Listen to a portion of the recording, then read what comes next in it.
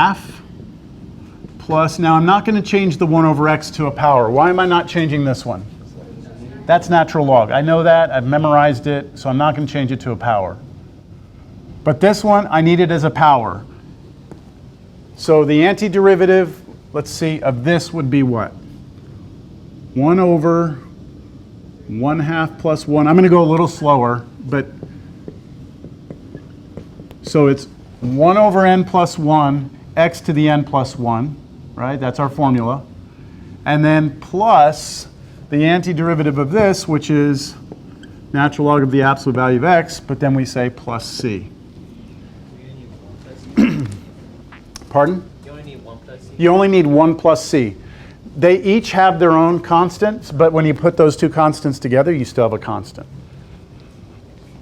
Okay, so you're going to, in Cal 2, you've got to get used to the idea of adding 1 to fractions. Like if you've never been good at adding the number 1 to a fraction, you're going to be forced to get good at it. So this should be 3/2, right? But 1 over 3/2 is 2/3. So this is going to be 2/3 x to the 3/2, and then plus natural log of the absolute value of x plus c. So the point of that problem is to tell you that you can do them individually if you have addition or subtraction, okay? Let's try another one. How about this?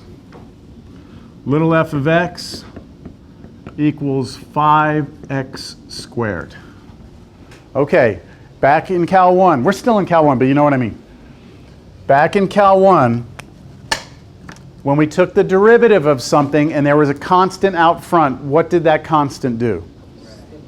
It just came along for the ride, yes? Good news.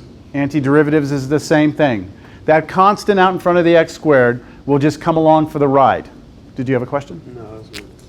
Oh, you're going to tell me what it is? Yeah. Okay, what do you got? Would it be 5/3 x cubed? 5/3 x cubed. Now I'm going to do it a little slower. I'm going to bring the 5 along for the ride, and then I'm going to do the antiderivative of that, which would be 1 over n plus 1 x to the n plus 1 plus c. So I'm taking my power, I'm doing 1 over that power plus 1, x to that power. See, it's a little easier when it's a nice number, right? When it's fractions, you might have to mess with it. And then you have the 5 times the 1/3, which is where you'd get the 5/3 from. 5/3 x to the third plus c, there's your antiderivative. And the good news again is you can always check your answer, right? Just do your power rule on that and you're good. Okay, so if you have addition and subtraction between them, you can do them separately. If you have a constant out front, you can bring it along for the ride, right? So what about this one? How about 3x minus the square root of x over x squared? So in Cal 1, when we had a quotient, right, we had to use the quotient rule. And the bad news here is that there is no anti-quotient rule. There's no way to go backwards from the quotient rule easily. In fact, you're going to spend several weeks in Cal 2 just trying to go backwards. But there's good news on this one. And it's because of the way I wrote the problem, we're still going to be able to do it. I thought I heard. So algebraically, because we have 2 terms on the top and 1 term on the bottom, we are allowed to algebraically split that, aren't we? Okay, that is a legal step. Now this can become 3 over x minus, let me see, I'm going to just rewrite this first before I do it. So the x's, one of the x's canceled here, right? So 3 over x. Over here, rewrite that x, square root of x is x to the half. And now we can combine those together. And to do that, you subtract, right? 1/2 take away 2. So what would you get if you did that? 3/2. Negative, right? Negative. So minus x to the negative 3 halves. Why am I leaving this as an x on the bottom and not bringing it up as x to the negative 1? Because that'll be natural log, right? What about the 3? It's going to come along, all right? So are we ready for the antiderivative now? This was just getting it to look like something we can work with. So the antiderivative of that will be capital F of x equals 3 natural log of absolute value of x. Okay, I'm going to go a little slow here. Minus 1 over negative 3 halves plus 1 x to the negative 3 halves plus 1 plus c. So I'm just focusing all my attention on the fact that that right there is our n. And I'm plugging into the formula 1 over n plus 1 x to the n plus 1. 1 over n plus 1 x to the n plus 1 plus c. Any questions on that part? Okay, equals 3 natural log absolute value of x. All right, what is this going to become? That's negative a half, right? And then flip it, it becomes negative 2, but then you had a negative out here. So we're going to wind up with a plus 2 out front. And then x to what power? Negative 1/2 plus c. There it is. Any questions on where this positive 2 came from? Yeah, where? This right here, right? These two together is negative 1/2, but then 1 over negative 1/2 is going to be negative 2, but then you had a negative out here already. Now, you could leave your answer like this, or you could take this one and drop it down as a root. That's square root of x, right? But drop down. Either way, they're both correct. And then we could always check our answer, right? We could always check our answer.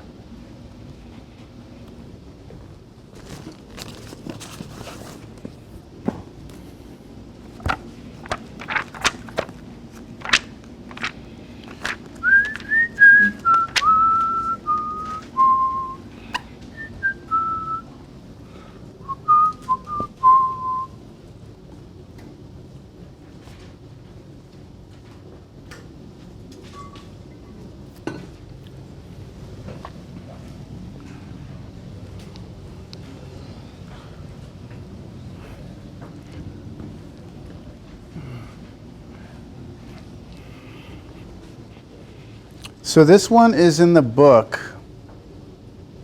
and it's kind of mean, but it's cool.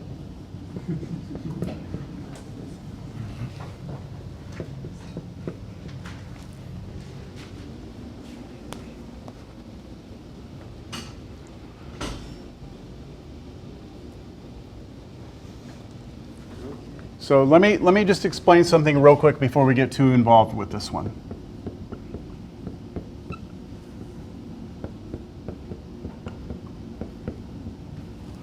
Okay, so a student puts that down as the answer for the antiderivative. Do you see what they did? What did they do? They just did the antiderivative of that, plus the antiderivative of that, over the antiderivative of that, plus the antiderivative of that. So it's like backward flow. And that's completely wrong. Because they forgot the constants. Well, they forgot the fact that if you take the derivative of this, right? If I go to take derivative of this, am I just going to go derivative of top over the derivative of the bottom? No, I'm going to do a quotient rule. And if I do the quotient rule on this, I'm not getting that back. Does that make sense? So this sort of mentality that I can just look at these separately only works when you have addition and subtraction between two terms. As soon as you throw a quotient in there or a product, all things become crazy, all right? It's over a common factor. Unless it was over a single factor like the previous problem where we could split it up. So maybe, can we do that here? Or do we have a problem, don't we? We have two terms in the denominator, right? We have two terms. And so you can't split that up. So it's time to be quotient. Yeah, so what do we do here? There's two approaches. One of them is a little tedious and the other one is really, really smart. Sneaky. You want to do sneaky? I'll show you sneaky first. Okay.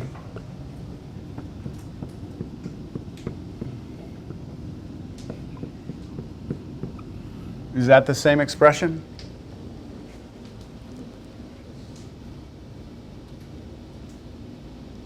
The numerator is still 2 plus x squared, right? So why did I do it that way? Why did I split it that way? I can split it right there. I can put the 1 over the common denominator, and then I can put the other piece over the common denominator. That's cheating. Get used to it. Get used to it. This sneakiness happens a lot in Cal 2, all right? And that is what makes Cal 2 hard, all right, is the fact that in Cal 1, there's a procedure, right? The product rule, quotient rule, chain rule is a rule. And once you understand it, if someone gives you a function, you can execute the product rule, execute the quotient rule, execute the chain rule.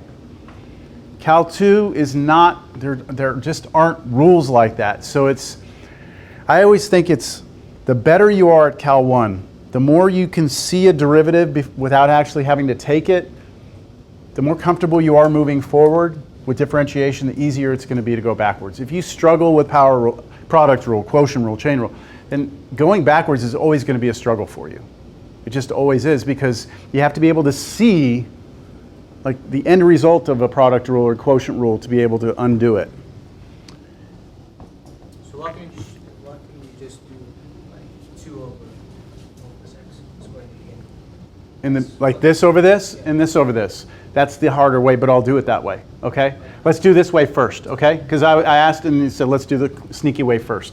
So do y'all see why this was real sneaky? Yes. Because this becomes 1 over 1 plus x squared plus 1, and now the antiderivative of this is arctangent. That's the one that you have to know, right? So now we're ready for antiderivative. Antiderivative is arctangent of x, right? Now be careful because it's arctangent, not tangent, right? And then plus what? X, the antiderivative of 1, and then plus your constant. So there's your antiderivative. Now, let's do it the harder way. The harder way would have been to not realize that that's 1 plus 1 and just do it this way.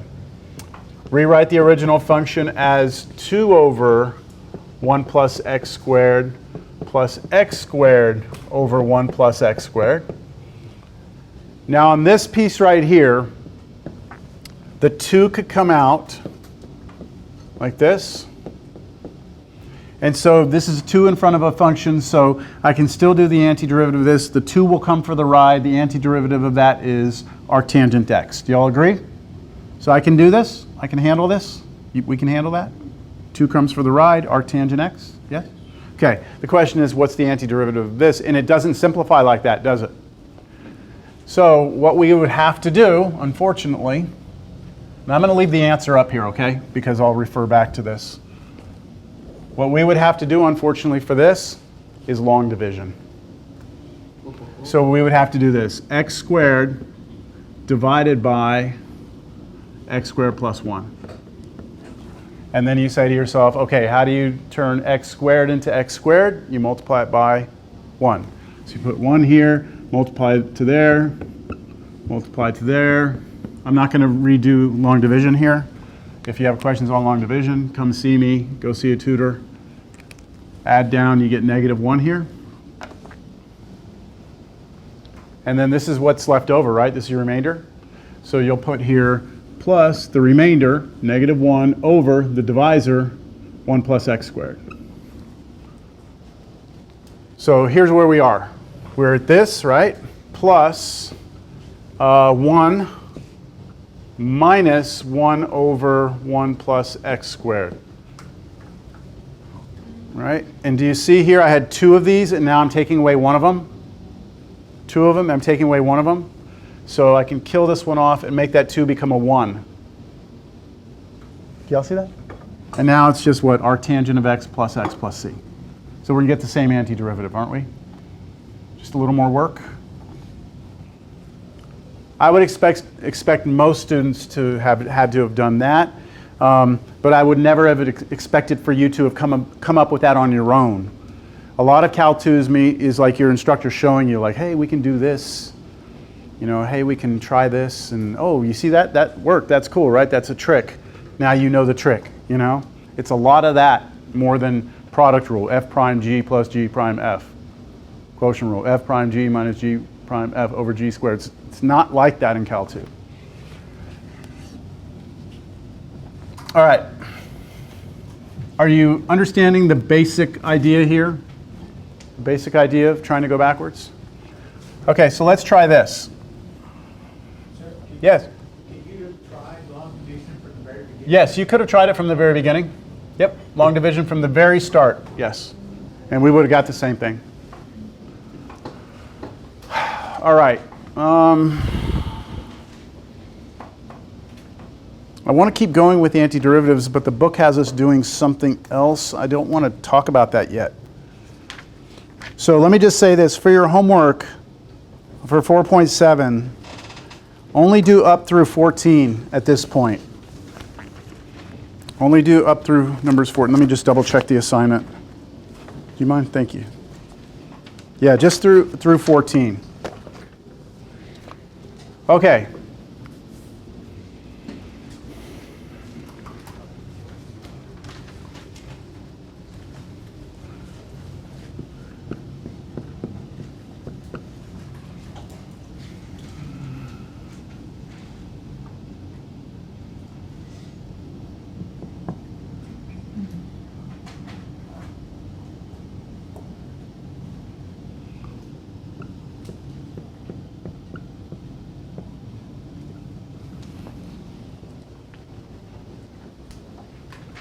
All right, we're shifting gears here.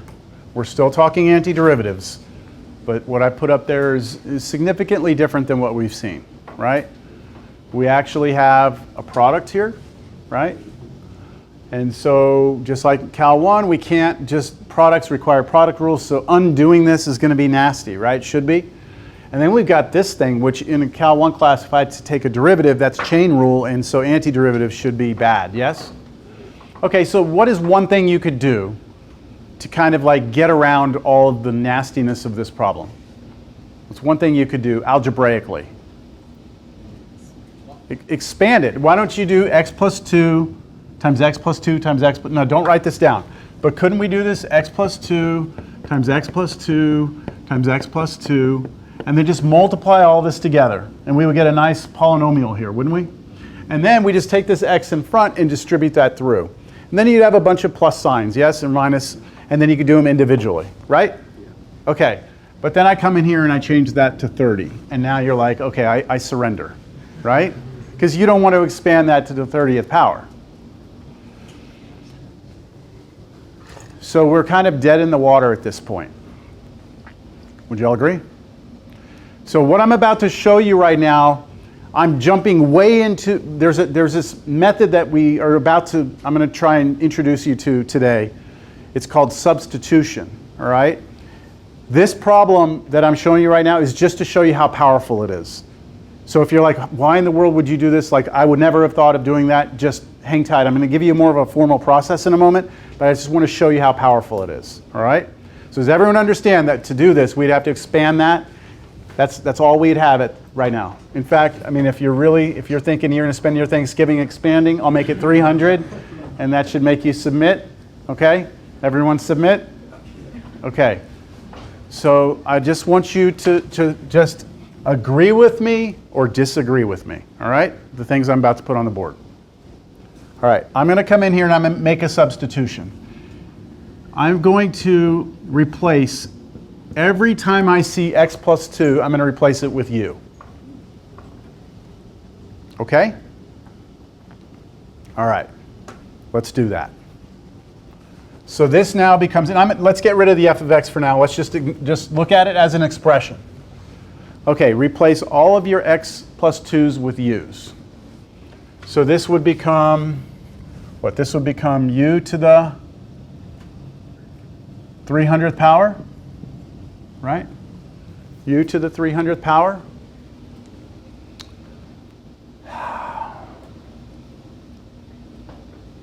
Now, what about this though? Times the x, right? But what's x? Because I can't have mixed variables up. I can't mix my variables up now, can I? Like, can't have u's and x's. It's like if I'm going to switch from x's to u's, I should switch everything. U minus. Oh, but if you come over here and you look at this, this is what? U minus 2 is x, right? U minus 2 is x. That's what x is, according to this.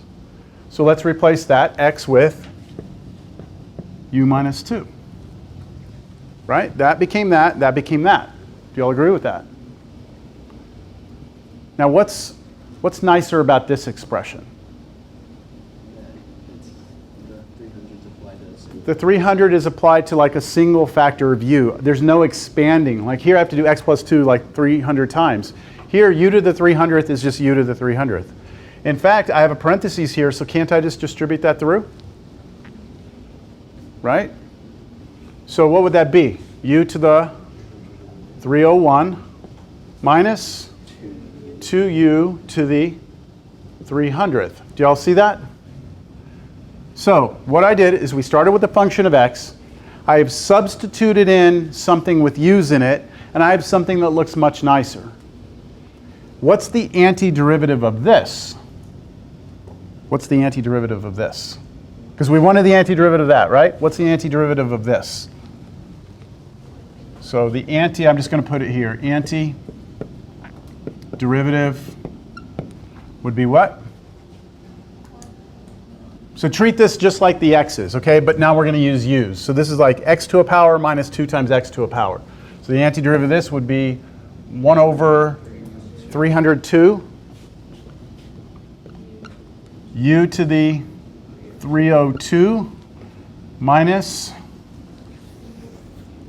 2 over 301 u to the 301 plus some constant, right? That's what that would be. And now, what was u? U was x, right? U was x. Sorry, plus 2. Not u is x. That's retarded. Okay, so if I go back to this and I replace it, what I'm thinking is that the antiderivative might be, I think this works. Hold on, we haven't checked it.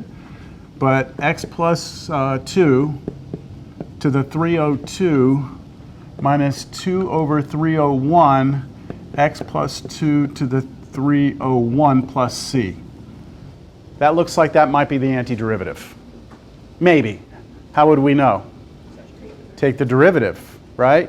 And what do we need to get back? That, right? Shall we check it? Let's check it. Let's take this derivative. All right, so I have subtraction, right? So I'm going to do them separately. How about this one? What rule am I going to use if I'm taking derivative here? Power chain, right? So first thing that happens, 302 comes down, cancels. So we have this to the what? It's x plus 2 to the 301, right? But then now you have to go inside, take derivative of what's in here, which is 1. So times 1, I'm not going to put it. And then minus, okay, here this comes out. What are we left with when this comes out? Negative 2. And then x plus 2 to the 300th power, and then derivative of a constant is 0. That does not look like the right answer. Factor it. Okay, so let's factor it. What do these both have in common? They both have 300 factors of x plus 2. So this is, I can factor out an x plus 2 to the 300th power. Okay, what would I be left with? If I pulled it out of here, what would I have? Just an x plus 2 would be left. And if I pulled 300 of these factors out of here, I'd just be left with that minus 2. And the 2's cancel.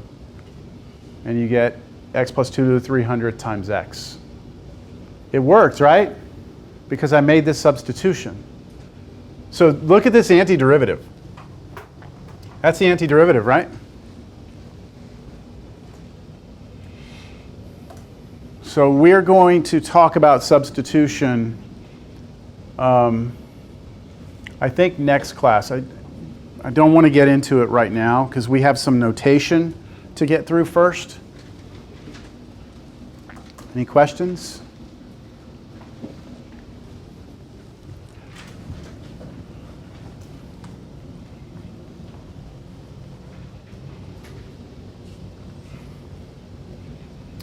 All right, let me ask you something.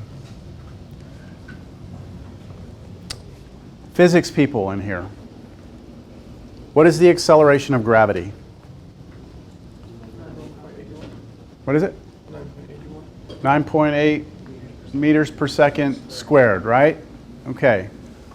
So if you don't know that, that's okay. But if you're on Earth and you drop an object, right, and it's only under the influence of gravity, the acceleration of that object is 9.8 meters per second per second.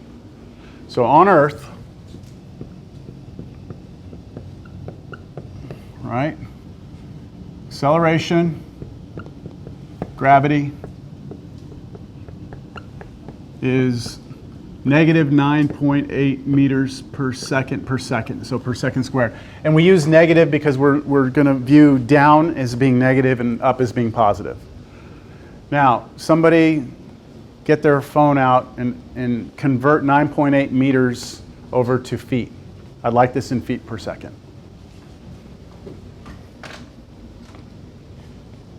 Hey, don't be messing with your phone in class, please. It's approximately what?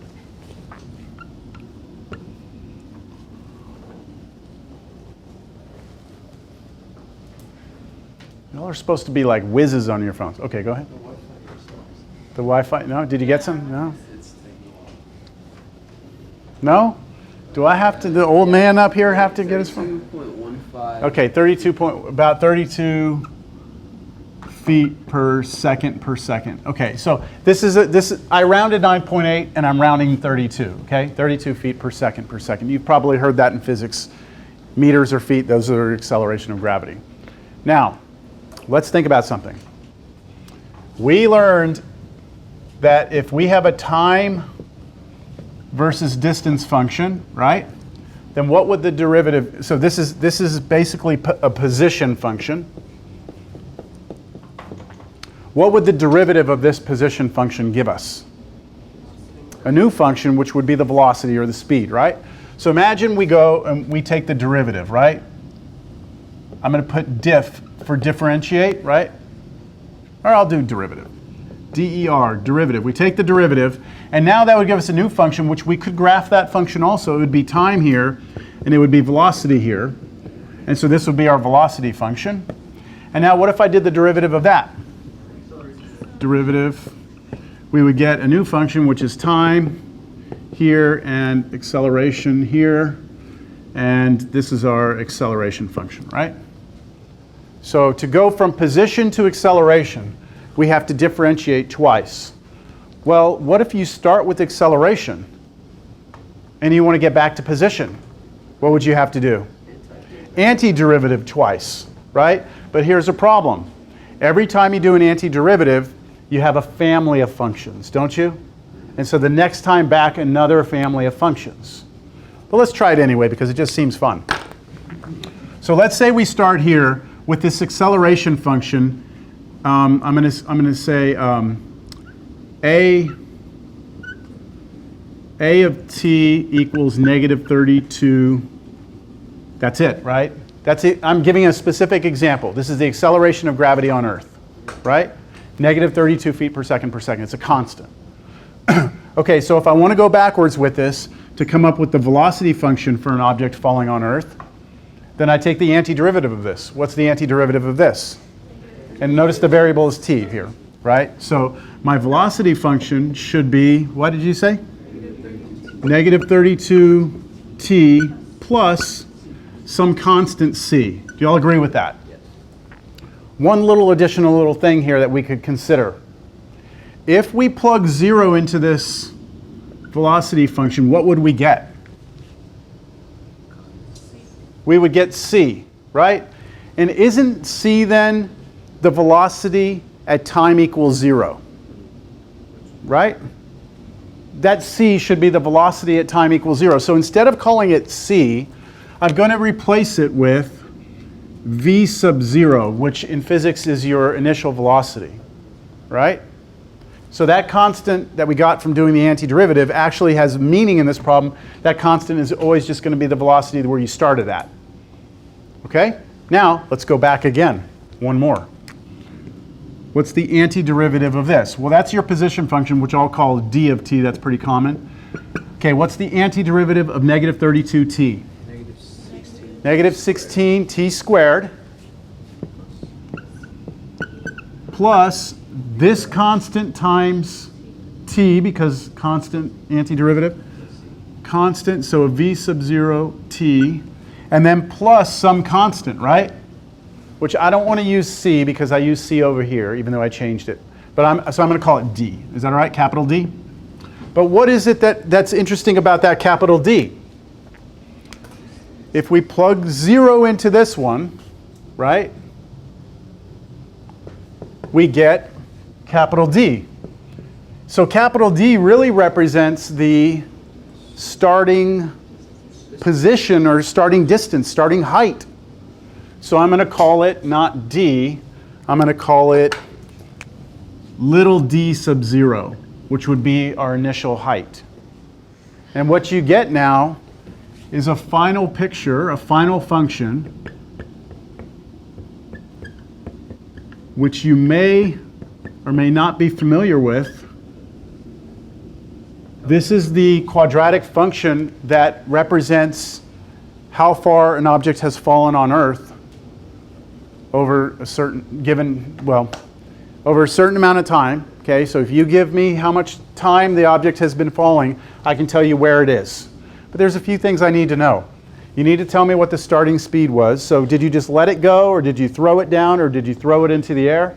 And I need to know where it started from. So was it 400 feet high? Was it 1,000 feet high? Was it 10 feet high? Right? Show of hands, how many of you recognize seeing that formula before in a book, textbook, right? Do you see where we got it from? What was the only thing we had to know? The acceleration of gravity on Earth, right? That's pretty true. So if you go to a different planet, right, and you can measure the acceleration of gravity on that planet, you will have a quadratic, it will always be a quadratic function that describes how fast something falls, or that describes where something is after a certain amount of time. Yes? Okay. So go to the moon, we have a different acceleration, and then we have a different parabola. Pretty cool, huh?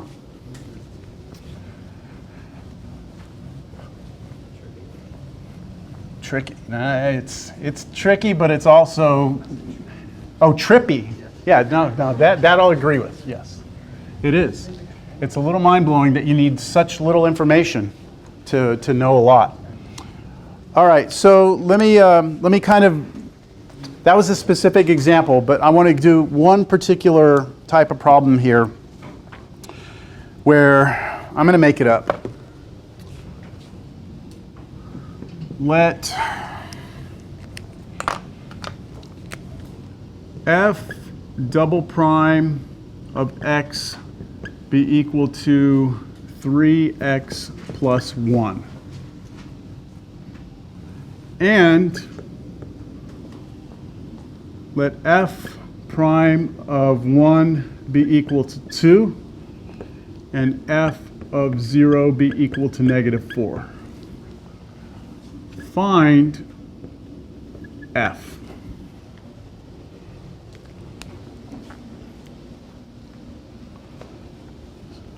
So before we do this problem, and I only have 5 minutes, so I'm probably not going to be able to do this.